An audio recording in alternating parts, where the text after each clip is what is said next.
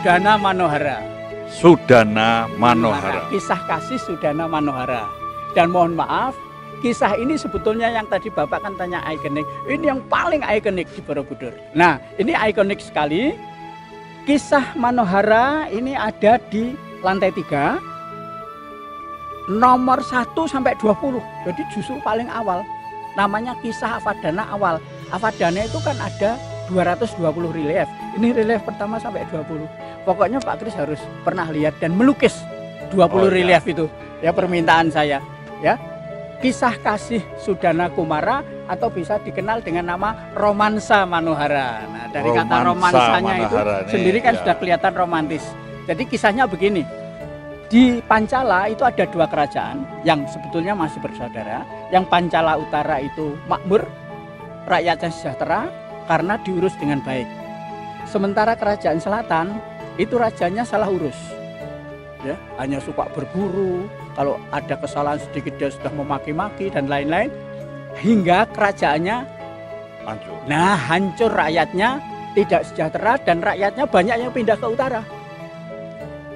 Nah, dalam kondisi seperti itu, Raja Selatan itu mencoba untuk meneliti, mempelajari apa sih sebetulnya yang membuat kerajaan utara itu begitu makmur.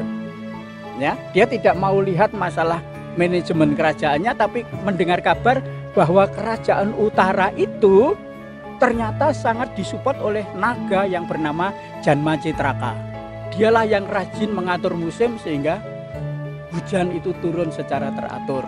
Nah, Raja Selatan langsung bersemangat, tangkap itu naga Janma Citraka, pindah ke selatan. Manggillah para pemburu dan salah satu terpilih dia itu yang pakar mantra untuk melumpuhkan naga. Ya. Kita ceritakan bahwa iri ini juga sumber petaka. Melihat kebaikan orang ini jangan dilihat pada sisi buruknya. Karena keserakahan, karena ketidakpuasan inilah nanti akan dilanjutkan oleh Pak Bambang bagaimana niat Raja dari Selatan untuk menangkap naga yang bisa menjaga dan membantu kerajaan utara. Iya, akhirnya dia mengutus seorang pemburu yang punya mantra paling hebat, apalagi naga muda seperti Janma Citraka. 7 naga itu pernah ditangkap hanya dengan sebuah mantra. Wah, dia dipilih oleh raja itu, diutus. Janma Citraka ketakutan.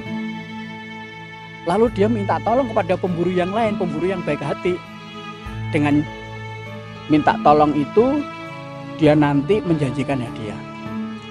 Halaka, nama buru Halaka. Tolonglah kalahkan itu pemburu bermantra itu. Tapi maaf, jangan sampai kau bunuh gitu loh. Akhirnya Halaka juga mengalahkannya dengan senjata yang serupa lah. Mantra dilawan dengan mantra juga. Terbirit-birit itu pemburu yang utusan Raja Selatan. Akhirnya si Halaka diajak ke kerajaan naga di bawah danau Brahmadata. Ceritanya begitu. Lalu diberi hadiahlah emas intan. Nah, dia pulang singgah ke rumah pertapa. Disarankan, kamu itu pemburu, kalau minta hadiah ya jangan emas dan intan lah. Untuk apa? Kembalikan emas dan intan itu biar untuk orang lain. Kamu minta saja jerat sakti. Nah, ini dimana buruanmu nanti nggak bakalan bisa lari gitu. Dikembalikan Pak, emas dan intan itu dikembalikan. Dia hanya minta jerat sesuai dengan profesinya mungkin ya. Jadi dia tahu diri lah, mawas ya. Oke, mungkin artinya ini bisa, kisah kita ini ojo gigi mongso kalau orang Jawa. Ya. Yang kita tidak mampu, yang kita tidak sesuai, yo rasa dipikir. Mikir nek keduhuran itu malah ngelundas, ya. Kan begitu ya Pak? Itu, ya. Karena sesuatu yang memaksakan ini menunjukkan bahwa kita ini serakah. Betul. Karena keserakahan ini akan menimbulkan sesuatu karma yang tidak baik. Iya. Nah, monggo Pak. Nah, dengan menerima jerat sakti itu dia pulang lagi ke ini, mampir singgah lagi ke pertapa yang lain. Dia dibisiki, wah jeratmu keren itu. Setiap bulan purnama di Telaga Teratai itu para bidadari itu menari, menyanyi dan mandi. Ya, bisa kamu kalau mau menangkap dengan jeratmu. Wah, Halaka terprovokasi. Betul, ditunggu bulan purnama turun 7 bidadari. Tapi lain Joko Tarub ya Pak? Nah, nanti saya ceritakan hubungannya dengan Joko Tarub. ya 7 bidadari turun dari kerajaan Kinara. Kerajaan Kinara itu kerajaan di atas awan, ya, ceritanya begitu. Terjeratlah satu, yang 6 terbang. Ya, dia tidak bisa apa-apa karena jeratnya memang jerat sakti. Kemudian ketika didekati Halaka, dia mengatakan, manusia jangan engkau menyentuh aku. Kaget dia. Sebagai jaminan, aku akan berikan permata di rambutku, di mana aku nggak mungkin bisa kembali ke Kinara tanpa permata itu. Diberikanlah, dan Halaka tidak menyentuh. Saat itu juga Pangeran Sudana, putra mahkota kerajaan utara, itu lewat. Ketemulah dengan Halaka dan bidadari cantik itu. Halaka langsung mengatakan pada Sudana bahwa saya serahkan Putri Manohara itu. Akan kau lepas, kau tawan, terserah. Tapi Sudana justru jatuh cinta pada pandangan pertama terhadap Manohara itu. Dibawalah dia ke kerajaan, Halaka dapat hadiah lagi. Ya, mungkin ya. Lalu menikahlah Sudana dan Manohara. Belum lama dia menikah, sudah banyak orang iri. Ya. Karena apa? Ada tradisi dulu di kerajaan lampau, kalau pangeran itu sudah dinakahkan alias sebentar lagi diangkat menjadi raja mengganti bapaknya. Nah, ini penasihat-penasihat tua itu jengkel semua. Nanti aku pasti kehilangan jabatan ya. Ini asisten-asisten lalu apalagi lah. Nah, dia memprovokasi raja. Baginda, kerajaan kita ini tidak aman karena masih ada pemberontak.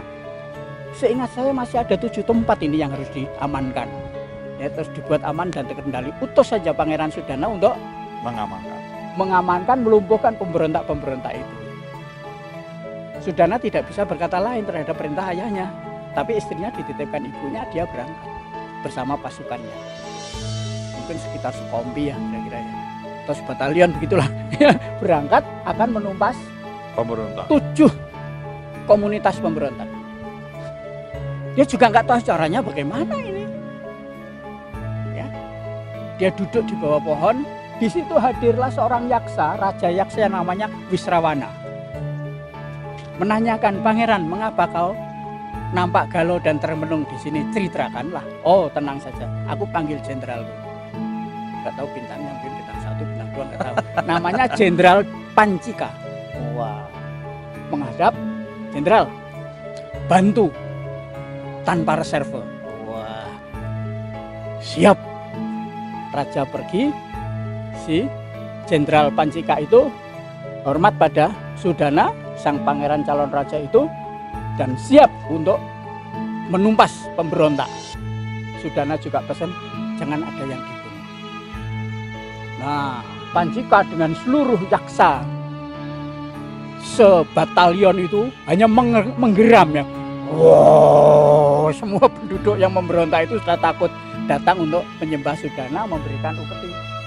Nah, sementara Sudana yang berjuang melawan pemberontak ini masih di medan laga, ada lagi provokasi dari pendeta istana untuk membuat pengorbanan supaya negeri kita ini aman, tentram, damai, sejahtera, bahagia.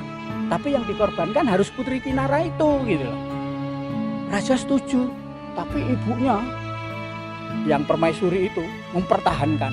Akhirnya diam-diam dia menyuruh Manohara itu pergi dan memberikan permata yang di rambutnya itu.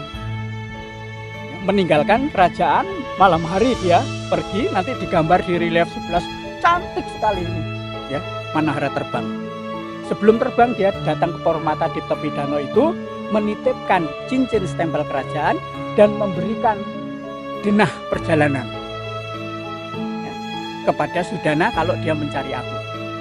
Dia kembali ke kerajaan bidadari. Sudana di kerajaan, begitu pulang nyari istrinya nggak ketemu, lebih galau daripada sebelum punya istri. Terus akhirnya Sudana mendatangi danau di mana dulu dia ketemu dengan Manohara, ya.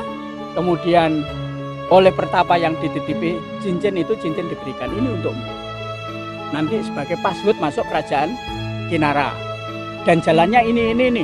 Harus lewat 7 gunung, lewat 7 sungai yang dalam. Kemudian harus melawan ada siluman kepala kambing, siluman Garuda Sakti, ada siluman apa mana. Saya cerita singkat saja, dia menang melawan itu. Ini diwayangkan bagus, ya. Ini menang, ya. Akhirnya sampailah Sudana di luar gerbang kerajaan. Dia nggak bisa masuk, walaupun bawa cincin. Karena apa? Sudana berbau manusia. Kerajaan itu menolak siapapun yang berbau manusia. Nah, akhirnya ketika dia sedang merenung, lewatlah pembawa air dalam pundi-pundi. Ditanya apakah Putri Manohara memang ada di kerajaan? Oh, ada. Dia sekarang sedang mandi dan rajin mandi. Selama ini mandi 3 kali sehari supaya terbebas dari bau manusia. Sudana diam-diam memasukkan cincinnya ke dalam buli-buli. Itu dibawa. Manohara gembira sekali, dia gembira raya begitu melihat cincin itu. Nah, lalu dia lapor kepada orang tuanya. Marah itu Raja Druma namanya. Orang nggak tahu diri, bagaimana kesayanganku sampai diperlakukan yang tidak baik seperti itu. Tidak ada tempat untuk Sudana. Tapi karena rayuan si putrinya yang disayangi, akhirnya raja memperbolehkan, tapi dengan syarat. Jika Sudana bisa menunjukkan lebih piawai memanah daripada kesatria Kinara, welcome. Betul, diadu memanah. Relief 17. Bagus banget reliefnya, masih utuh, Pak. Ya. Lalu sekali rentang busur, lepas anak panah, 7 pilar istana tertembus. Ya. 7 binatang yang sedang berlari tertembus. 7 genderang pun tertembus, ceritanya begitu. Akhirnya Sudana diterima oleh Raja Druma. Belum cukup. Oke, silakan masuk ke hall utama. Di situ ternyata sudah ada 1000 putri yang wajahnya mirip. Sama cantik, sama tinggi, sama gemuk. Pokoknya mirip sekali. Kamu harus tunjuk istrimu, pegang hanya sekali. Artinya kalau salah ya udah, wassalam ya. Tapi sudahnya diam, dia bukan melangkah untuk memegang, tapi dia berdoa. Dia mengatakan, Putri Manohara, aku Sudana Kumara, suamimu. Aku sangat mencintaimu. Jika ada getar cinta di dalam tubuhmu, sayang, melangkahlah. Mendekatlah aku dan izinkan aku mendekapmu. Bangkit, Pak Manohara. Satu dari 1000 putri itu langsung dipeluk oleh Sudana menghadap sang raja, lalu dipersilahkan untuk tinggal di kerajaan Kinara. Namun nggak lama Sudana juga gelisah karena meninggal bumi kan, minta izin Manohara untuk dibawa ke kerajaan bumi, diperbolehkan.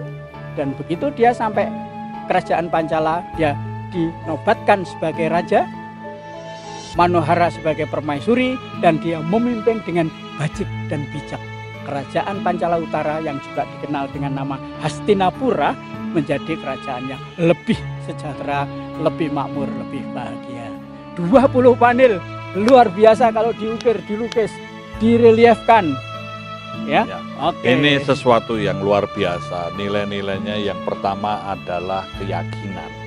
Yang kedua, tidak membunuh sesamanya walaupun ini musuhnya, tidak mematikan.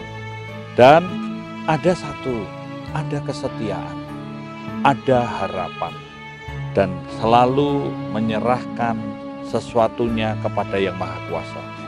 Doa menjadi petunjuk, doa menjadi kekuatan. Mengandalkan manusia itu sama saja mengandalkan atas kelemahan dan kekurangan, tetapi mengandalkan kepada Tuhan, mengandalkan kepada Yang Maha Kuasa, menjadikan kita untuk semakin setia dan bijaksana. Ya, terima kasih sekali lagi para mitra kebajikan. Borobudur istimewa karena dia memiliki 2.672 relief, 1.212 relief dekoratif, 1.460 relief itu relief cerita. Sayang kalau kita tidak kenal. Di Tatar Karma Bangga ada 160 relief, Jataka ada 500 relief, Apadana 220 relief, Lalita Vistara 120 relief, Gandavia 460 relief. Saya siap untuk ini sangat luar biasa. Terima kasih Pak Bambang. nanti yang 52 list ini akan kita bahas satu persatu. Karena yang sudah dilistkan nanti kita juga akan tunjukkan. Kita akan buat berseri dan seri-seri ini akan menjadi suatu literasi. Borobudur literasi yang hidup. Karena Borobudur hidup bukan karena fisiknya, tapi karena nilainya. Borobudur menjadi salah satu keajaiban bukan karena besarnya, bukan karena tumpukan batu, bukan karena lain-lainnya, tetapi karena ada nilai. Nah, nilai-nilai inilah yang sangat luar biasa, bahkan sejak zaman sudah ribuan tahun yang lalu.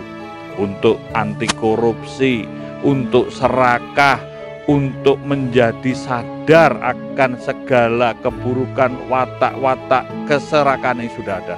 Jadi artinya Candi Borobudur memang candi kebajikan. Ya, kita tadi sudah menyampaikan banyak hal, banyak kisah, banyak sesuatu yang luar biasa. Seri ini tidak hanya sampai di sini, masih banyak lagi yang akan disampaikan. Tapi setidaknya setetes embun untuk pencerahan, membuat hati kita sejuk. Pak Bambang, untuk closing seri ini, monggo ada sesuatu yang perlu disampaikan. Terima kasih Pak Krisnanda. Sekali lagi salam kebajikan.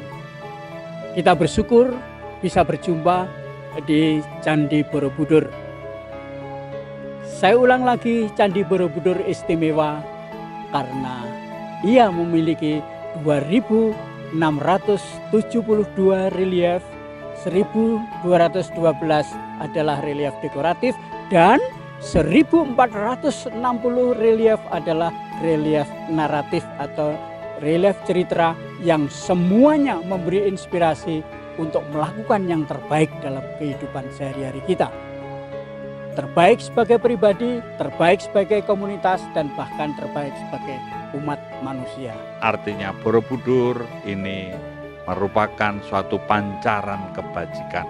Mencerahkan, mengingatkan, mengajarkan, dan membuat kita selalu eling, selalu ingat. Orang sing eling selalu waspada. Sedulur tanpa ukur, suket godhong dadi rewang. Apa saja bisa membantu kita, kebaikan dan kebajikan ini akan berbuah kepada hal-hal yang baik. Karena kebiasaan yang baik akan membawa kepada hati nurani yang baik. Mantap!